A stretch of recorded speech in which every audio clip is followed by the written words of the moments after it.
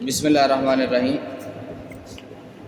ہمارے حکمران نبی صلی اللہ علیہ وسلم کی وہ حدیث جس میں منافق کی 3 نشانیاں بتائی گئی، وہ اس حدیث کے اوپر پورا اترتے ہیں کسی بھی طرح۔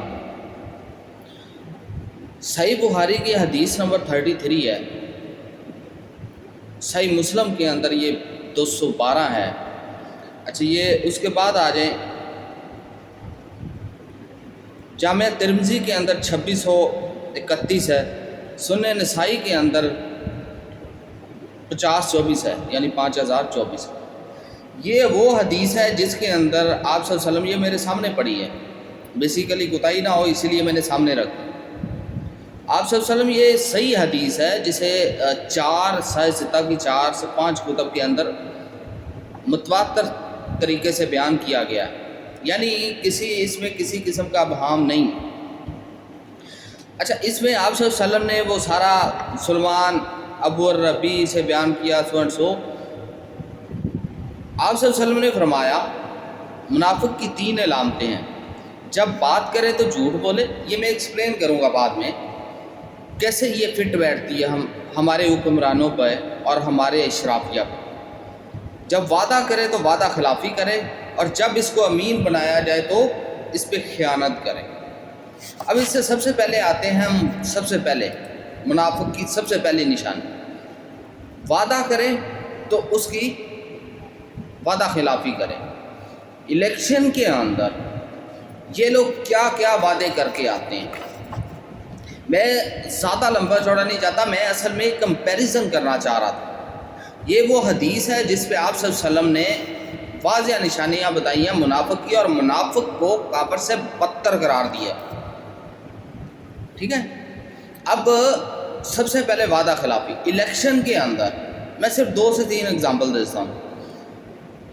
موجودہ وزیر اعظم صاحب کہتے تھے کہ 6 ماہ مل جائے نا، 6 ماہ ہم اس اکانومی کو یہاں سے لے جائیں گے یہاں تک، اور اس کے بعد لوڈ شیڈنگ فلاں کر دیں گے فلاں۔ اس کے بعد کیا ہوا؟ وعدہ خلافی ہوئی؟ کہاں ہے وہ سارے معاملات؟ آج کی رپورٹ ہے ہمارے 97,000 سم تھنگ ارب ڈالر کے ہم مقروض ہیں۔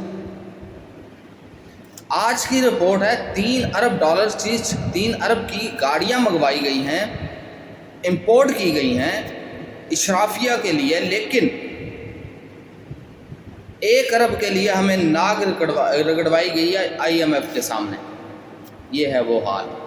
12 ارب کے ہم جہاز لے لیتے ہیں، لیکن 1 ارب کے لیے ہمیں IMF سے منتیں کرنی پڑتی ہیں۔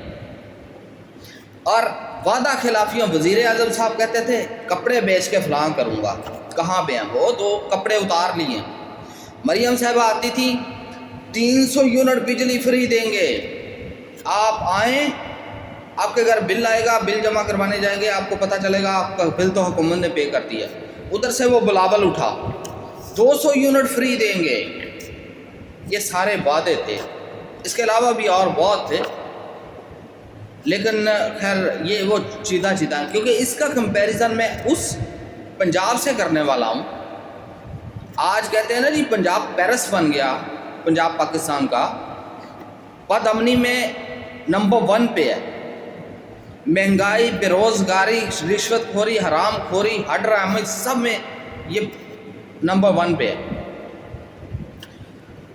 پنجاب جو انڈین پنجاب ہے، اس کے اندر جنہوں نے عام آدمی پارٹی نے جو وعدے کیے، مجھے نہیں پتا کہ وہ سارے پورے ہوئے یا نہیں ہوئے، ٹنیور ہے، لیکن ایک وعدہ جو انہوں نے کیا تھا، جو آج ہمیں سب سے زیادہ کھٹکتا ہے جب ہم دیکھتے ہیں نا ہمارے بل اتنے کہ اب 200 والوں کو بھی سبسڈی ہم ختم کرنے جا رہے ہیں۔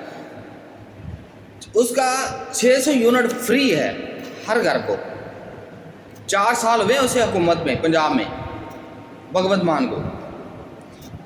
ٹیوب ویل کو بجلی فری ہے، اور وہ کل اس چیز کا بتا رہے تھے کہ ابھی ہم نے اور بہت کچھ کرنا ہے۔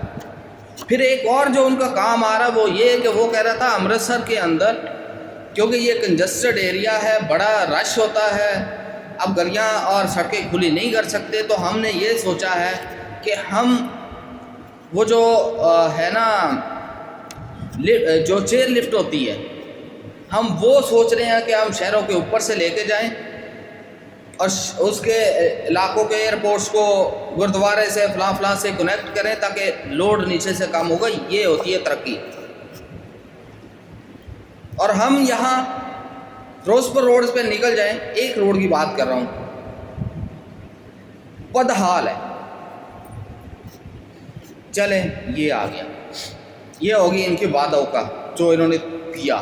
اس پہ تو یہ پورا اترتے ہیں، حدیث کے مطابق یہ فٹ ہوتی ہے ان پہ کہ یہ وعدہ خلافی کرنے والی، یہ منافق ہے. بات کریں تو جھوٹ بولے. اب بات کریں تو جھوٹ بولے، ان کے جھوٹ دیکھ لیں، سب اچھا کی رٹ ہے، لیکن گراؤنڈ پہ ریالٹی دیکھ لیں. جی اکانومی بہت اوپر جا رہی ہے. کہاں جا رہی ہے؟ عوام تو گڑے مردے، وہ جو مردوں کی طرح گڑوں میں کھودی جا رہی ہے، دبائی جا رہی ہے. کہاں پہ ہیں وہ وعدے؟ جھوٹ بول رہے ہیں، 101 جھوٹ بولتے ہیں، ڈیلی بولتے ہیں. امن و امان کے حوالے سے دیکھ لیں، کل 2 درجن سے زیادہ شہید کر دیے گئے ایک ٹرین کے اندر. ہم لوگ جا رہے ہیں جی لوگوں کو امن کا درس دینے اور لوگوں کو دنیا میں امن کروانے کے لیے.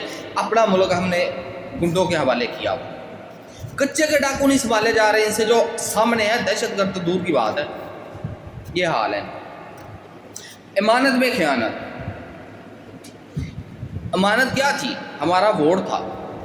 ہم نے تمہیں وہ امانت کے طور پہ دیا تھا کہ تم ہمارے مسائل حل کرو گے، ہمارے لیے مشکلات جو بڑی ہوئی ہیں، اتنی بنی ہوئی ہیں، اس کے کمی کا سبب بنو گے، اسے ختم کرو گے. ان مشکلات کو ایک ٹرسٹ کیا تھا تم لوگوں پہ. امین ہے نا، ٹرسٹ. تم لوگ ٹرسٹی تھے. ہم نے تجھ پہ ٹرسٹ کر کے تم پہ یہ سارا کچھ دیا تھا. کہاں پہ اب؟